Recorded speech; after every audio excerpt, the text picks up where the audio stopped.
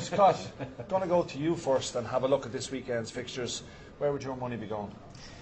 Well, I think you're talking about nailed on. For me, it'd be Liverpool-Fulham. I'd actually therefore, have to maybe go for a result to get some kind of a price out of it. And Fulham are very, very poor away from home. Liverpool on fire at the moment. Had a great result against Bolton.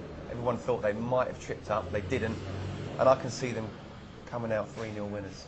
3-0 winners to the pool. Peter, just have a quick chat with you about England, of course, last night.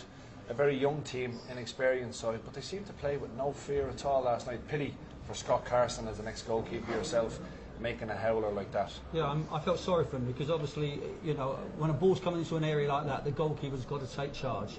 I don't know whether anyone spoke or anything else. That's the main thing. I couldn't comment on it because I don't know who's responsible, because he didn't know whether the goalie called or John Terry called, whatever.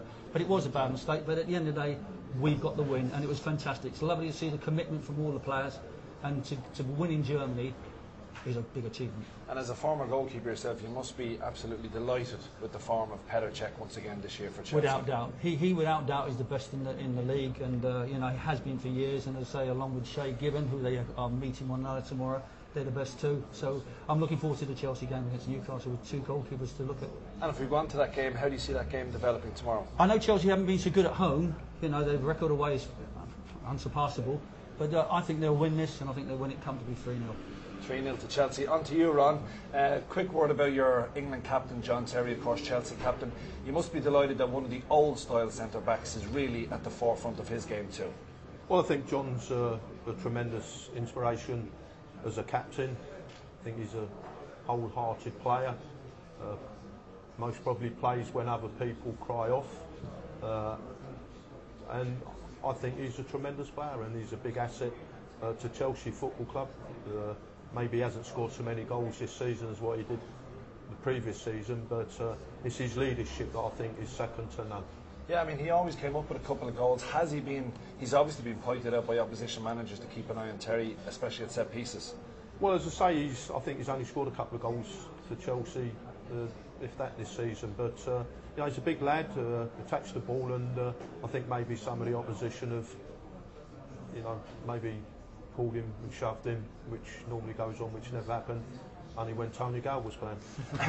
And having a look at this Chelsea team under Scolari, say up against Mourinho or against Avram Grant, they seem to be playing with a lot more freedom, and their goals for column certainly suggest that. Well, they've scored lots of goals this season, especially away from home. As Scott said, I think that you know, you get some sides come to Chelsea and try to, you know, kill the game off.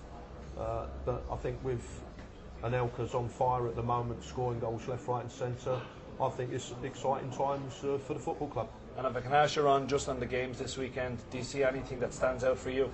Well, if I was a betting man, and I used to race greyhounds years and years ago, I think the best bet of the day is that Stoke City will beat West Brom, because I think the style of play that Stoke City, especially at home, I think they've got a few big lads there. I know West Brom are a footballing side, but I think the Tony Pulis side will you know, need a couple of goals. So Stoke for the home win, 11-10. Tony, I've got to ask you, I'm your former club, West Ham, are taking on the team we sponsor, Sunderland.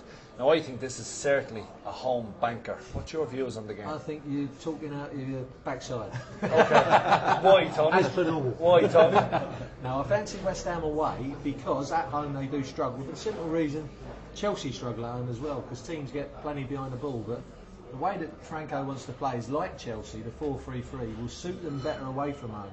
Okay. So they can, you know, maybe play on the break a little bit more. Yeah. Carlton Cole, Bellamy, Freddie Sears, they like them sitting in the little holes just behind Carlton. That's why they're going to pick off Sunderland. So is that your Probably tip? Nick the draw. No, that ain't my tip. That's not your I tip. keep tipping my team and I keep coming unstuck. So when I'm struggling with this betting game with you, Lee, I always go back to the big boys. So Aston Villa beat Arsenal last week, so you'll get a better price on Man United this week. And I saw Man United last week. They're kicking into gear. So Man United at Villa, and you're going to tell me the price. 5-4 on United to beat Villa.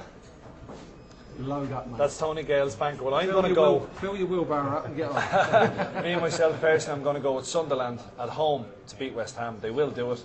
Thanks, Scott. Thanks, Peter. Thanks, Ron. And finally, thanks.